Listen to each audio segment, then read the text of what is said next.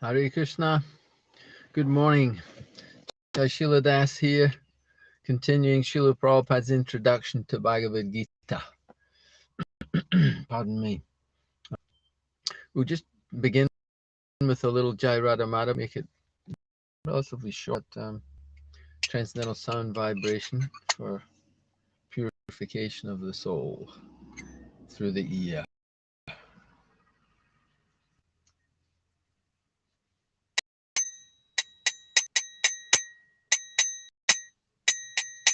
Jaya Radha Madhava Kunja Bihari Gopijana Vallabha Girivaradhari Sodanandana Prajatana Ranjana Jamunati Vanachari Jaya Radha Madhava Kunja Bihari Gopijana Vallabha Girivaradhari Sodanandan Janaranjana Jamunatira Vanachari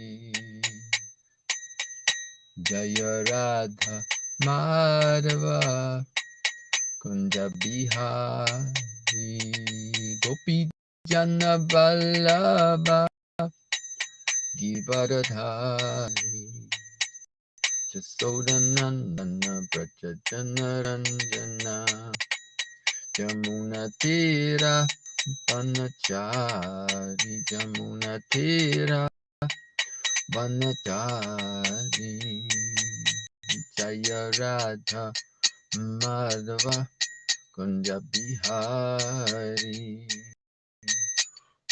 Pijana Vallabha Girivardhari Jasodananda Brajajana Yamunatira Vanachari Jaya Radha Madhava Kunja Bihari Gopi Jana Vallabha Girivardhari Jasodanandana Jana Jana Jamunatira Vanachari Jamunatira Vanachari Jayam Vistapad Paramahans Paribrajagacharya Astotarasati Srimad is Divine Grace Sabai Charanaravinda Bhakta Vedanta Goswami Maharaj Srila Prabhupada Ki Jai Ananta Gaura Vaishnava Brinda Ki Jai Namah Shri Haridas Thakur Ki Jai Prem Sigaho Shri Krishna Chaitanya Prabhu Nityananda Shri Advaita Gadadhar Shiva Sari Gaura Bhakta Brinda Ki Jai Sipinatha Sham Kund Giri Govardhan Ki Jai Mathura Brindam Ki Navadvip Mayapur Dham Ki Jai Jamuna Mai Ki Jai Ganga Mai Ki Jai Srimati Tulsi Devi Ki Jai Grantaraj Srimad Bhagavad Gita Jai. All glories to the assembled devotees, all glories to the assembled devotees, all glories to the assembled devotees, all glories to Sri Guru and Sri Gauranga, all glories to Srila Prabhupada. Pardon me. So, just a little reminder that little chat box that if anything piques your interest as we're discussing Srila Prabhupada's introduction, then just make a note of it in some way, and you may reflect it back. Just reflect just means that you put up something that caught your attention, say, that you might carry forward today or into your life, whatever it may be. It's reflected back. We can discuss it a little more. Just pop that in that little chat box. It doesn't have to be a long explanation. Okay, so with the introduction, and as usual, I'll reiterate in a more brief, condensed form what Atmananda Prabhu did, because it gives me and I hope all of you a context from which we're going to be discussing now. It leads us into what we'll discuss today. So, Srila Prabhupada saying, as explained before, there are different kinds of transcendentalists: the Brahmavadi, the Paramatmavadi, and the devotee. And as mentioned in the Brahmajyoti, or the spiritual sky, there are innumerable spiritual planets. The number of these planets is far, far greater than all of the planets in this material world. This material world has been approximated as only 1/4 of the creation. Ekam sena stito yat. In this material segment, there are millions and billions of universes with trillions of planets, suns, stars, and moons. So, to get an idea of this, the immensity of everything, the greatness of the Supreme Personality of Godhead, these numbers are used. Usually, if we say, just for example, we'll just say cartons or bottles. Oh, they used to have bottles of milk. So if you get a bottle of milk, you can imagine that. You can imagine 10 bottles of milk, 100 bottles of milk. Okay, yeah, 100. Yep, 1,000 bottles of milk. Ooh, whatever that take on the floor or on the table, or how many tables? 10,000 bottles of milk. Wow, that's a lot of bottles of milk. 100,000. What's the size of that? 1,000,000 of them. 10 million of them, 10 billion of them. So we start to lose perspective. So this is the way of the conditioned soul. We're very limited. So we're getting this idea. In the material segment, there are millions and billions of universes. So that, yeah, we know that from Srimad Bhagavatam, that the universes are emanating from the poreholes of the transcendental Mahavishnu. It's these exhaling, so many universes are coming from those poreholes, and then they expand out from there more and more. So millions and billions of universes, and this whole in this material segment, there are millions and billions of universes with trillions of planets and suns and stars and moons.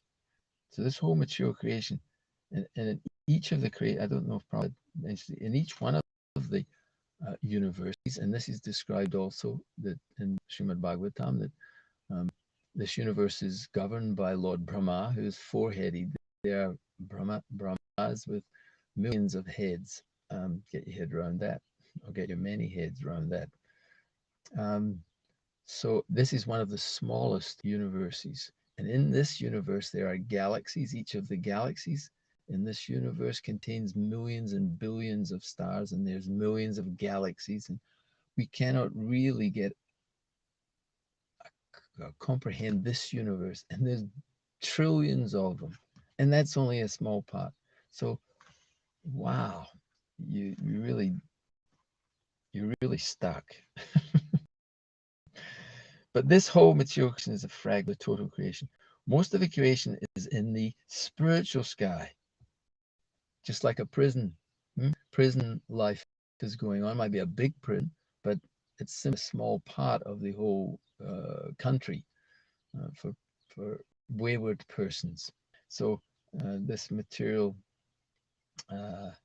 world is described as Durga, or a confined place. We're very restricted. We're restricted by the body we have. We're restricted by the place of our birth, etc. And we're conditioned in that way. So one who desires, so most of the creation is in the spiritual sky. The material manifestation is like that prison house for the wayward souls who wish to manifest their minute independence to the degree which is not suitable for the spiritual realm. So Krishna makes arrangements. The whole thing is so vast, but at the same time, it is only a small fragment of time. One breath, one breathing of the Mahavishnu, the exhalation, and then the inhalation. Everything is again inhaled back into the body of the Supreme Lord, and the expansion is Mahavishnu, the Supreme Personality of Godhead in that form. So the whole thing of our experience in the world, it seems overwhelmingly huge, and why would God do such a thing to make such a difficult thing to overcome? This material nature is very difficult to overcome, but there's a secret to overcoming it, and the Bhagavad Gita explains this secret. This knowledge is the king of education, and it's the most secret of all secrets. Although it's open, it's open for all of us. It's open secret, but generally we're not interested. There's a nice verse in the Bhagavatam which is saying like that persons devoid of matattva never inquire or do not inquire into the real problems of life, being too attached to the fallible soldiers, especially the body. And children, from this body comes other through the agency of the wife or the husband, like that, depending, male or female.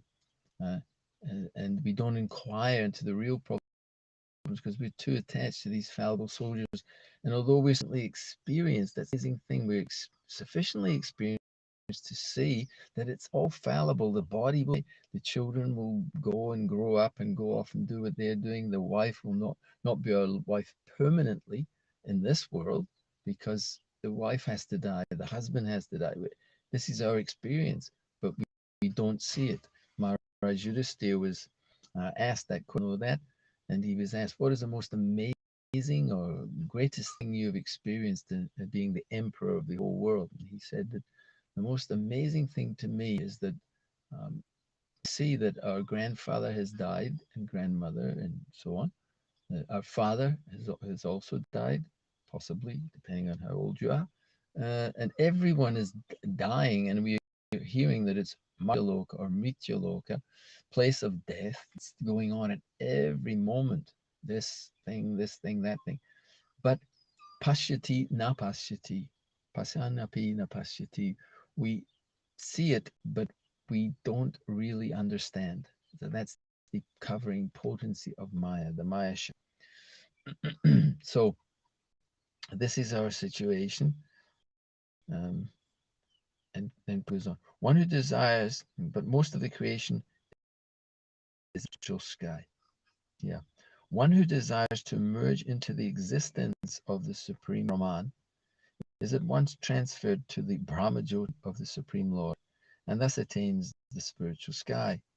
The devotee who wants to enjoy the association of the Lord enters into the Vaikuntha planets, which are innumerable, and the Supreme Lord, by his plenary expansions as Narayan with 4 hands and with different names, like Pradumya, Aniruddha, Govinda, associates with him there. So unlimited Vaikuntha planets. Therefore, at the end of life, the transcendentalists think either of the Brahmajyoti, the Paramatma, or the Supreme Personality of Godhead, Sri Krishna. In all cases, they enter into the spiritual sky, but only the devotee, or he who is in personal touch enters into the Vaikuntha planets, or the Goloka Brindavan planet. The Lord further adds that of this there is no doubt. This must be believed firmly. So this is Prabhupada's fixedness, to use a strange word. Prabhupada is fixed, and he's not this created self, but he's picking that up from Krishna's instructions. Krishna is the supreme authority, guru. So he's picking that's Krishna says that this must be believed firmly. We should not reject that does not tally. I thought this was great. We should not reject that which does not tally with our imagination. So there's no God, I imagine something else. Or if there is a God, he's or he's not got a form. He must be formless. He must be not of this our current understanding. So therefore, there must be something else, some thing. So we may imagine some form or formlessness, a voidness. That's a good word. Avoid Krishna. We avoid, enter into the void. We want to negate Krishna. Our attitude should be that of Arjuna. I believe everything that you have said. Quote, end quote. Therefore, when the Lord says that at the time of death, whoever thinks of him as Brahman or Paramatma or Godhead certainly enters into the spiritual. There is no doubt about it. There is no question believing it. So that's where we left off. Emphatically, Pad's making this statement. So let us continue then. Today, the Bhagavad Gita,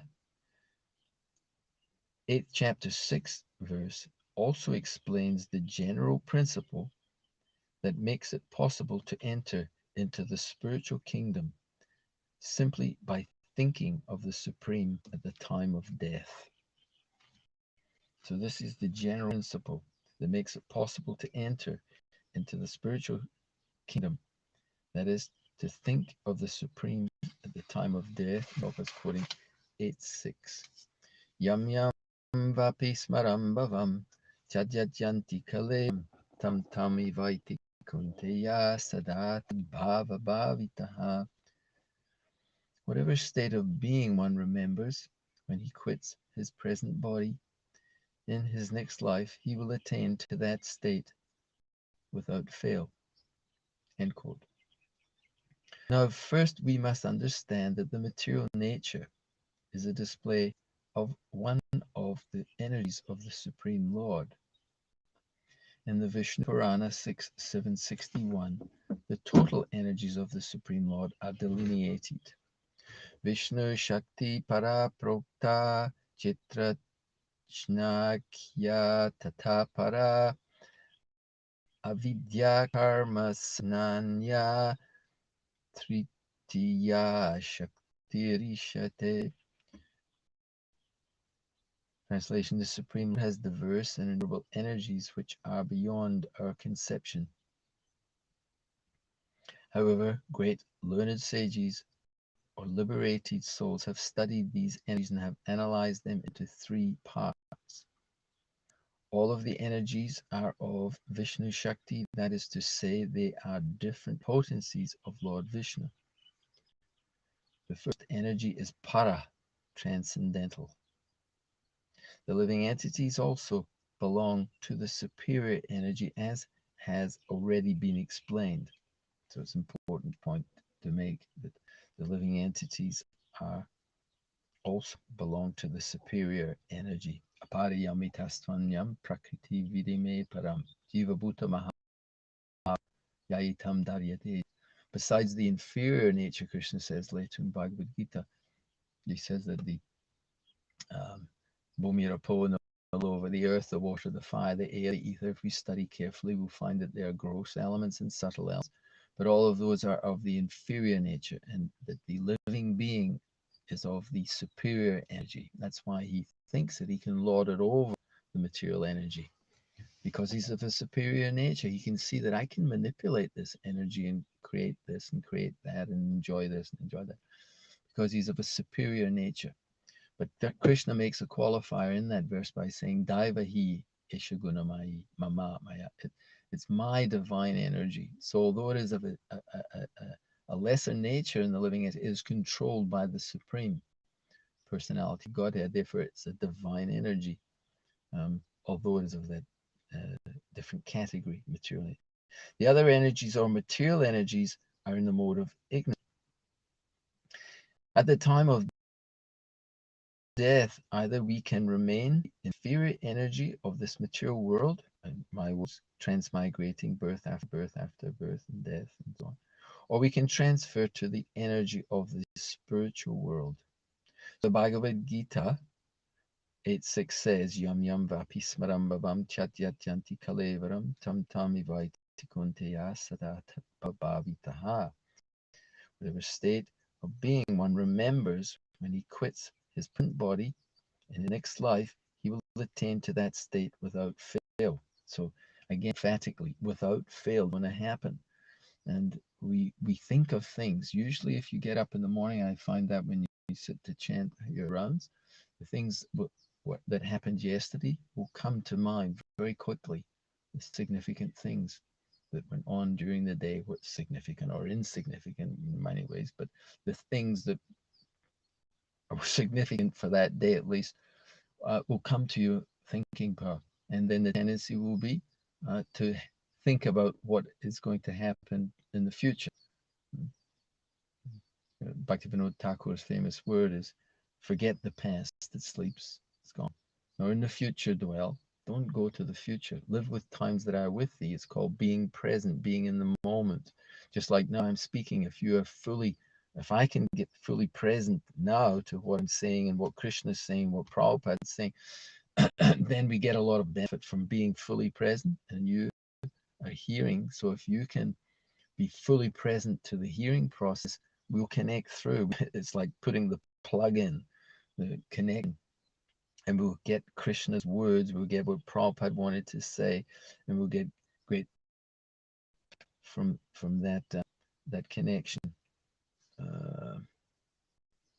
So that state will attain without fail. So so when we're chanting, when we're to focus, then the idea, Srila Prabhupada says, the mind should be neglected. It's going to the past, whether it's yesterday or last year or whenever it may be, it will go to this and that. If it doesn't get what it wants trying to go to yesterday, it will go anywhere. And it can go all over the universe, and it can go back in time and forward to the future and so on. It's trying to gain some source of pleasure. That's the business of the mind. But higher than the mind is the intellect. So the intellect is to be able to bring the mind back and hear. That's the key thing. Prabhupada says we should hear the Maha Mantra, hear the transcendental sound vibration of Hare Krishna, Krishna Krishna, Krishna Hare Hare, Hare Rama, Hare Rama, Rama Rama, Hare Hare. So this state we will attain without fail, whatever our consciousness at the time of death. And certainly the mind will be reeling, going into not yesterday only. Well, depending on our situation, it will do just whatever it does. It will be going everywhere and anywhere to focuses on sources of pleasure, even at the most difficult time, leaving this body. So if we can fill our lives with pleasure from Krishna conscious activities, Krishna conscious hearing, all the different connected, then that's where our mind will go. I think I shared a few months back one class I was having, and I can remember, just as I said that, I can remember how my mind, interesting things that it goes to when a Krishna conscious remembrance mood is a Rath Yatra in Melbourne, Australia, and some devotee throwing prasadam out from the Rath cart. I leapt up to catch this piece of prasadam that was flying through the air, and it was a huge mango, basically the seed with a lot of pulp around it that had been thrown. So as I grabbed it, it slipped right through my hands because it was just massive juice, kind of splashed all over my face, and I can just remember that it was pretty ecstatic. It was an ecstatic experience. So if we can remember Krishna's name, his pastimes, his activities, and our arrangements in devotional service, then that will be very helpful. Prabhupada's continuing now. Now for okay, so we're going to pick up again. Analyze them. The living entities belong to the superior nature, as been already explained. The other energies, material energies, are in the mode of ignorance. At the time of death, we can remain. Oh, it's the second. Sorry, Prabhupada's quoted yum yum twice. Okay, it's here. Sorry, that's the second time. Without fail. Okay, continue. In life, we are accustomed to thinking either of the material or of the spiritual energy. For most of us, it's generally the material energy. Prabhupada's being kind in saying that we are accustomed. Srila Prabhupada was very much thinking of the spiritual energy, but he's saying in life, we are accustomed to thinking either of the material or of the spiritual energy. Now, how can we transfer our thoughts from the material energy to the spiritual energy? Question mark. There are so many literatures which fill our thoughts with the material energy. Newspapers, magazines, novels, etc. Our thinking, which is now absorbed in these literatures, must be transferred to the Vedic literatures. The great sages, therefore, have written so many Vedic literatures, such as the Puranas. The Puranas are not imaginative, they are historical records. In the Chaitanya Charitamrita Madhya 21-22, there is the following verse. Maya mugdha jivera nahi shvata Krishna jana jivere kripaya kaila Krishna Veda Purana. The forgetful living entities or conditioned souls have forgotten their relationship with the Supreme Lord, and they are engrossed in thinking of material activities. To transfer their thinking power to the spiritual sky, Krishna Dvapayana Vyas has given a great number of Vedic literatures. First, he divided the Vedas into 4. Then he explained them in the Puranas. And for less capable people, he wrote the Mahabharata. In the Mahabharata, there is given the Bhagavad Gita. Then all Vedic literature is summarized in the Vedanta Sutra. And for future guidance, he gave a natural commentation on the Vedanta Sutra called Srimad Bhagavatam. So Prabhupada's a very concise list of Vedic literatures. The Vedas originally are 1. He divided them into 4. Atharva, Rig, Sama. What's it? Samaveda, Rig Veda, Tarega, and Yajur Veda. He divided them into 4, and it's explained that they were given responsibility to his more senior disciples. Each of them took one of the Vedas to expound on them further. First, he divided it. He explained in the Puranas, there's different Puranas, histories, which are all there describing the Vedic use, the use of that Vedic culture and knowledge. And they're described to be Puranas in the mode of goodness, there's Puranas in the mode of passion, there's Rajasic, and mode of ignorance Puranas also. So they can give upliftment.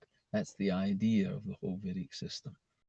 That wherever one is situated, there is a place to gain some understanding for higher knowledge. And then for less capable people, guess who that is? He wrote the Mahabharata.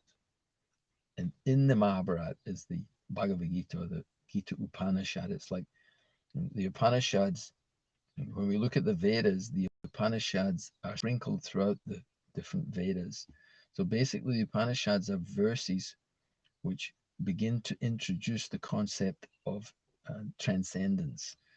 More or less, Krishna says in the 2nd chapter that the Vedas deal mainly with the 3 modes of material nature. So that is the Vedic literature. It deals with the 3 modes of material nature, but he says to Arjuna, rise above these 3 modes and be established in the self. So that's the transcendental path of the Upanishads. So in all of the different places of the different Vedic literatures, these Upanishadic verses, they are giving this indication of the spiritual dimension. So within the Mahabharata, which is the history of Greater India, so to speak, in there's this Gita Upanishad. So there's the Gita where Krishna speaks, and that gives that spiritual essence that is there for those who are interested and want to know about the real problems of life and not simply surround ourselves with the fallible soldiers of the body and so on. So Mahabharata there is given the Bhagavad Gita. Then all Vedic literature is summarized in the Vedanta Sutra. So it's all summarized in Vedanta Sutra. Sutras are small aphorisms or small statements, stanzas, statements of transcendent the Vedic literature. And one has to be very, what would you say, you have great spiritual acumen to be able to understand the Vedanta Sutra. So therefore, for future guidance, he gave a natural commentation on the Vedanta Sutra. It's called Srimad Bhagavatam, which is the ripened fruit of the tree of Vedic literatures. Nigama kalpa taro galitam phalam sukha mukha dhamrita drava samyutam. It means that it's semi-soft. It's very, just like the ripened fruit. It's semi-soft practically, like a mango. Not over perfect. Drava samyutam. Pita bhagavatam rasamamayam. Bhuvakaha. I mean, a couple of the words in there. So it's become all the more relishable by the liberated souls because it's recited by Srila Shukadev Goswami, who was a liberated soul, but who was attracted by the personal activities of the personality of Godhead. So this is the system. And then Prabhupada goes on to say, we must always engage our minds in reading these Vedic literatures. And then he goes back to what he said earlier on. He said, just as materialists engage their minds in reading newspapers, magazines, and so many materialistic literatures, i.e. Facebook, i.e. this, all, it used to be magazines, there's still many magazines around. Newspapers, you can get them, everything's online, magazines, online, newspapers. So we think, we're even more locked in, even more locked in. It's a whole big subject matter, how insidious technology is to lock us in, and we think we're becoming free. We don't need to carry about a clunky magazine and a big chunky newspaper. We can just do it all. We're free, but actually we become slaves to these social media things. We can't give it up. That's isn't it? It's like that. That's the tendency. You could say, one example, old example is quicksand. You think you can move through it, but you get caught in a spider's web. You think you can get caught in it. So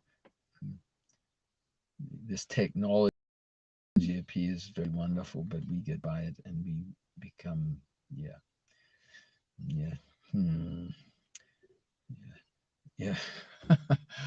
just like television, for example, as an old example of television.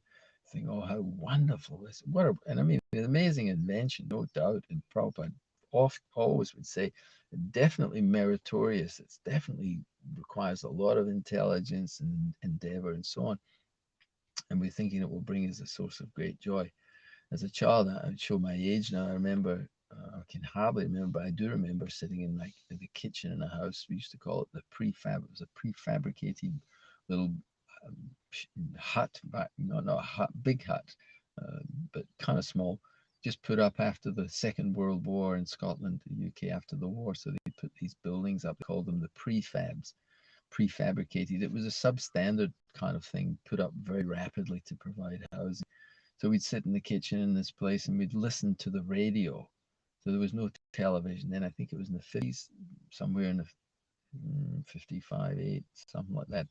The television became more and more invented. It was more, I think, it began in the US, gradually UK, and then Australia later, and this and that.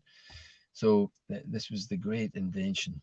And so it would help to bring us all together. We'd all get around the box and watch the television program, and everyone's excited. This is wonderful. It's really helping bring the family. It's a family program. We all watch the news, wonderful news that we get. And just a few cars going past. It's become busy. 1, 2, 3 coming up the road. And that's the way of it. But no, everyone's got no one wants to have family television. No one. It's you want a family television for when we want to sit and watch together. So that's the big, massive one in the main lounge, and then everyone, the kids want one in this room and that room, and the wife wants to watch this program, the husband wants it, and so like that. And then television kind of fades out a bit in one sense because now everyone's got their own devices, and you can watch any damn thing you want to watch, unfortunately, and that's another whole subject. So, so Prabhupada, back to Srila Prabhupada speaking. Just as materialists engage their minds in reading newspapers, magazines, and so many materialists, we must transfer our reading to these literatures which are given to us by Vyasadeva. In that way, it will be possible for us to remember the Supreme Lord at the time of death. So we can use the technology. Srila Prabhupada was not against technology. He said if we can utilize it in Krishna's service, then we'll use a car to drive to distribute Krishna consciousness. We'll use airplanes to fly all over the world to distribute Krishna consciousness. If we can use a microphone, we will use it to broadcast the message of Chaitanya Mahaprabhu. So we're not against technology in that sense. He said, but if it causes difficulty, then we will reject it. We are not against it, but we will not use it. Just like tractor, he said, yes, you can use a tractor if it doesn't create unemployment, and the bulls will be killed unnecessarily, and that everyone will become lazy, and people will lose because we get a tractor. We don't need 10 men. No, if we've got 10 men, we use the manpower. That would be very beneficial for everyone. But if it's required to help, then that requires intelligence. It requires reflection and Krishna's mercy to understand how to utilize whatever is there. Will it become a benefit or not? And we have to, that's Bhagavad Thakur's instruction. He says, devotee is always reflective. Is this technology actually necessary? Is it beneficial? Am I using it in a beneficial way? Or am I gradually becoming ensnared by it? And if I am, then or not, like that. So it requires whatever we're doing in life, whether we're, whatever it may be, we have to be reflective. Is this working? What is my goal? Where am I going? And yes, is this helping me on this path? Hey, and we all make mistakes. We all over endeavor in certain directions in different ways. So we try to steer the course. I think the good example is that I think I never used to sail ships, but sailing ships are like that. You have to tack the sails in different ways to capture the wind. You have to adjust it because the wind changes. I don't know if you've noticed, I'm sure you have, that life changes at every moment. And it's that time right at this point in history is very rapid, changing this way and that way, great challenges. So we have to trim the sail, tack it in different ways to get the favorable winds to move forward, to hear, to make, and the way the captain of the ship is the spiritual master, and the favorable winds of the Vedic literatures, and we have to utilize technology or whatever situation we're in so that we're getting that favorable breeze that's helping us to to replace the materialistic reading and absorption in all the materialistic things. So at the time of death, Prabhupada's saying, we must transfer our reading to these literatures which are given to us by Vyasadeva. In that way, it will be possible for us to remember the Supreme Lord at the time of death. Hey, wake up, sleeping soul, wake up, sleeping soul. That is what is happening. We are here.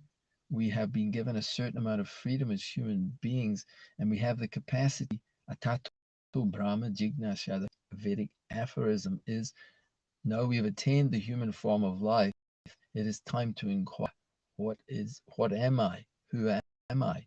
What is the purpose of life? So that is the purpose of the life. So that at the time of death, we are absorbed in spiritual consciousness, because that will be the most beneficial.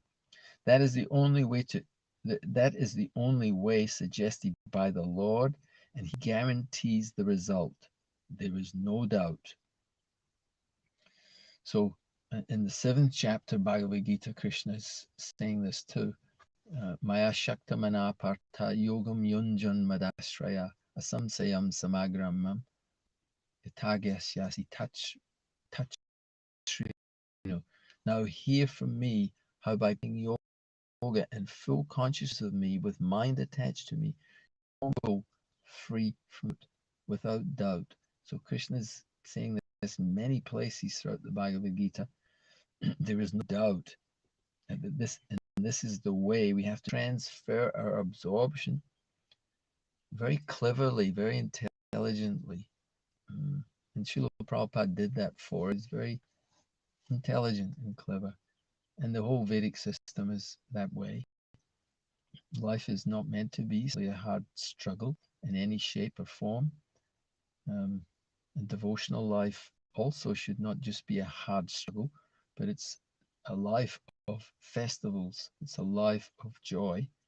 And that should be that we live in a way which is able to accommodate that.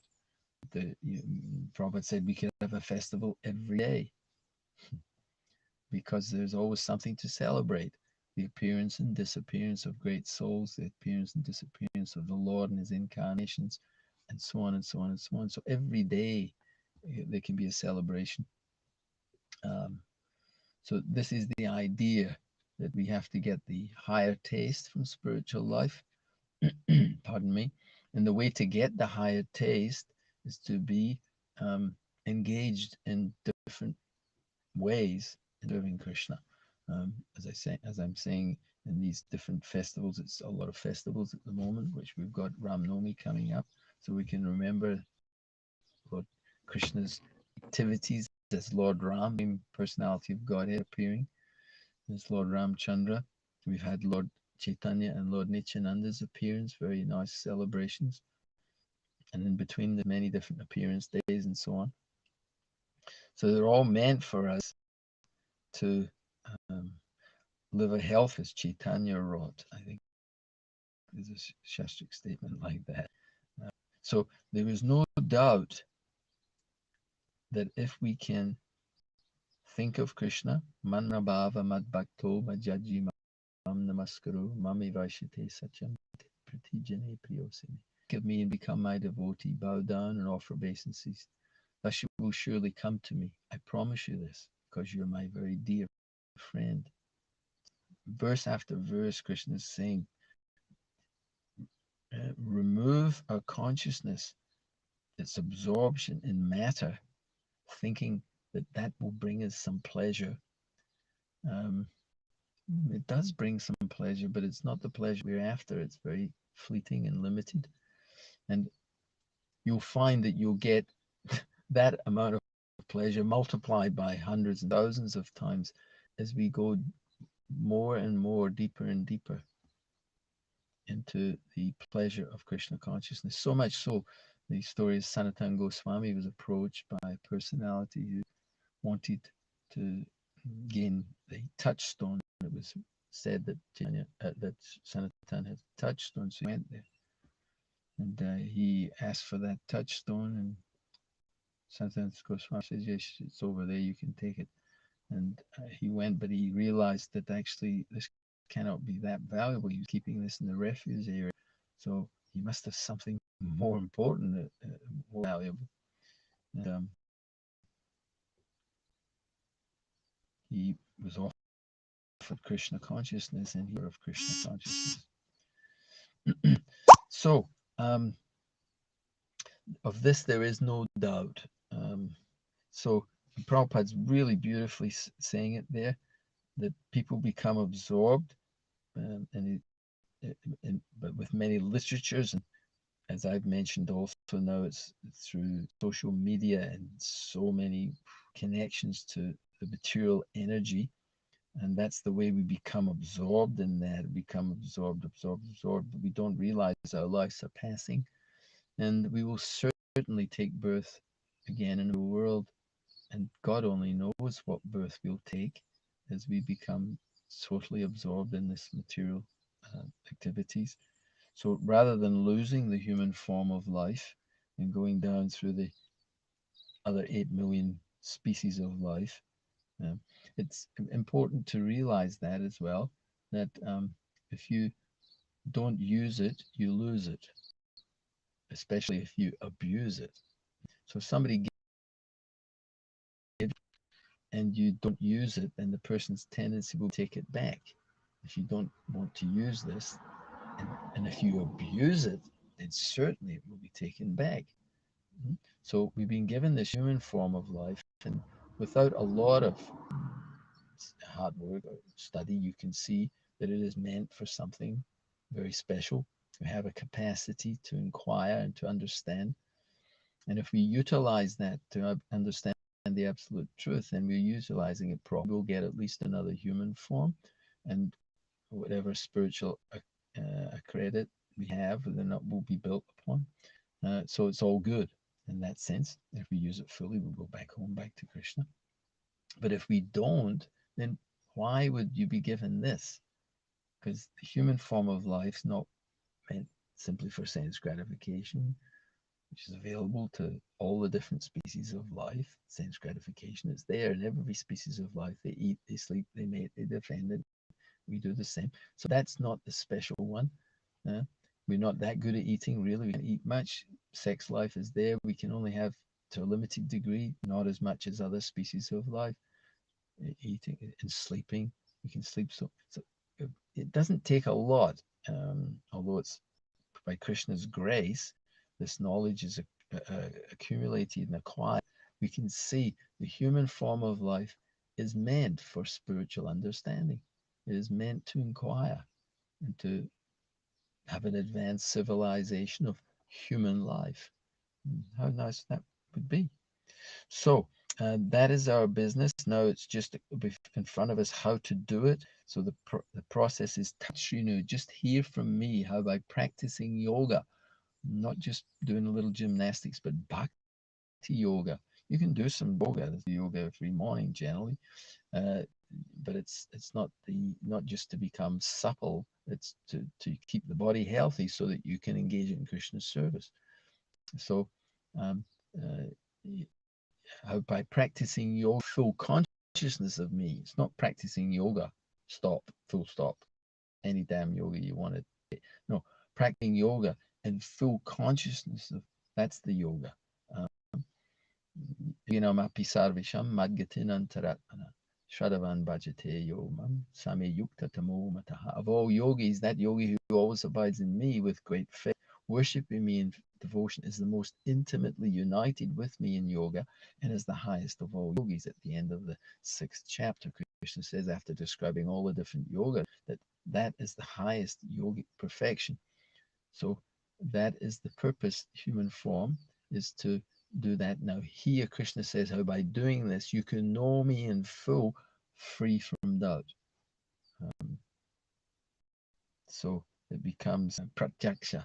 Rajavijja Rajagoyam Pavitram Idam Uttamam Pratyaksha-vagamam Dharmyam Shushukam Tartamam Avyayam. This knowledge, the king of education, most secret of all secrets, because it gives direct perception of the self by realization, so it becomes practically realized.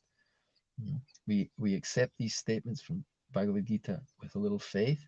In the beginning, there's some little bit of faith, but then by the whole process of bhakti yoga, by taking up the process of bhajana kriya, working on the anartas, and coming to the point of firm faith, nishta, a beginning of faith, and then that firm faith of nishta, then one becomes firmly fixed, and one's attraction becomes fixed, rati, and then from there real devotion begins. It's very interesting. The 3rd canto Srimad Bhagavatam, Lord Kapila Dev, he he says that by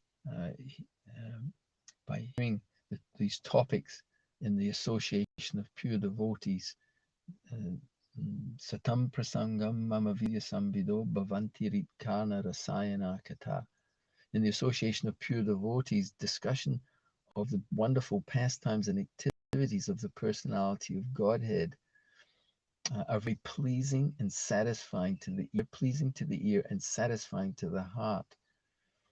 And it says that by cultivating this knowledge, one gradually advances on the path of liberation. Thereafter, one's attraction becomes fixed. Then real devotion and devotional service begin. It's a verse, I think it's 3:25-25, and it's saying that that's where we want to get to. I've discussed this a few weeks back, over the last few weeks. The attraction becomes fixed. That's when we get the rati, or the ruchi, the taste, and the attachment becomes solid, and that comes the anatas as we're working through. So gradually we can get that sense of being fixed, and then Krishna says, then real devotion and devotional service begin. And that's what we want to come to this platform, where we're not just string against the anatas, the unwanted things, that we, by continually engaging in that way, and it's in a good environment, in the association of pure souls, hearing, having festivals, etc., living a joyful life in that way, then our attraction will become fixed, and then real devotion and devotional service will actually begin. Elsewhere in the Bhagavad Gita, Krishna is saying that Brahma Bhuta Prasanatma na Soshati na Kanchati Samaha Sarveshu Bhuteshu Madbhaktim Labhate Param. That one comes, when one is transcendently situated, able to realize the supreme, no hankering and lamenting. So we all hanker and lament, but it should be reduced. We hanker so much, and we shouldn't lament so much. So we progress on the path. And we're equally disposed to all living entities. So we're working on that. So work in progress. Then Krishna says, when one is thus transcendently situated, he realizes the supreme Brahman. This Brahman is Krishna, ultimately, the Param Brahman. Krishna said there is no doubt about it. He guarantees, and one shouldn't doubt it. I think yesterday, the end, there is no of disbelieving it. I believe everything that you have said. Therefore, the Lord says that at the time of death, whoever thinks of him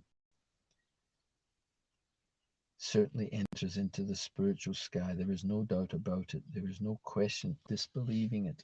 And as I finish there, I will just say that we've got to realize, and that's a very important point, to realize that if you don't believe what Krishna is saying, you must ask yourself the question, what do I believe? So if I'm doubtful, then what is replacing? You're hearing a statement by absorbing ourselves in this way, and the whole process of devotional service, and you may be doubtful. So we have to ask ourselves then, okay, I'm doubtful. What do I replace that with then? And your chances are you're not going to have anything. And for a doubting soul, there's neither happiness in this life nor in the next. That's Krishna's words. So these doubts should be slashed by the weapon of knowledge. And then Krishna says to him, thou stand and fight. These doubts which have arisen within your heart should be slashed by the weapon of knowledge. He's a Kshatriya, so he's using that terminology. Should be cut. And that's the business of transcendental knowledge. So I did say earlier, I don't know if anyone was there earlier when I was saying about that little chat box. Somehow or other, if you I'll get now so that next time I can't see anything there. But for our next time, if there's anything that we've been discussing, just piques your interest, that you could reflect back. This could be a small sentence or one or two, whatever. Then always feel free to put it in the chat box, and then we can, when I see that there's something there, then maybe pardon me, press it and see if we can find it, and we can talk about whatever it is that's there. So trying to check the phone with the dim eyes that I sometimes think I've got. There's something there that I read as usual on the tiny screen. There's no apparent something over there. It's tiny. I'll just press it and see if it does anything. Thing just came up, but Hare Krishna, someone just joined, I think, but oh, what's happening? It's going click, click, click, click. No idea what that is. Wow, my goodness me, it's gone crazy. But still, I can't see anything. Do me a someone's put something there, so I've just pressed it, and there's a red button come up. Somebody do me a favor and just put something. It doesn't have to be a reflection. You can just say Hare Krishna or whatever. Then I'll see if I can get it to come up on the screen and feel as though we're saying hello to each other.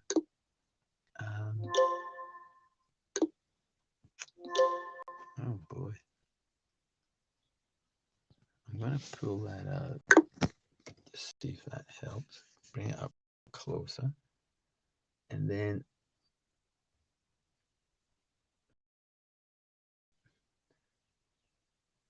and actually see over there something. A couple of people have said something, but I cannot for the life of me. It's so frustrating. I'm pressing but they're over there. I can see two things, but they're absolutely minute, and I'm not sure. I'm going to try and press some button because I'm pressing stuff, but trying to touch and back. Oh gosh, my whole screen's gone.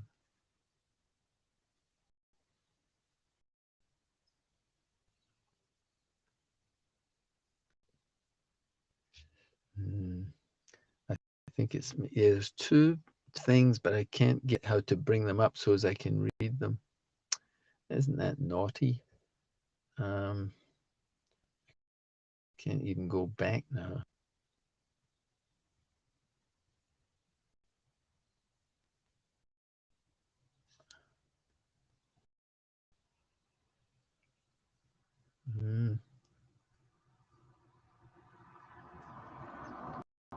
Okay, some lighted up. Maybe it will come through. I don't know. Hello. I really appreciate. I'll acknowledge all of you for your tolerance.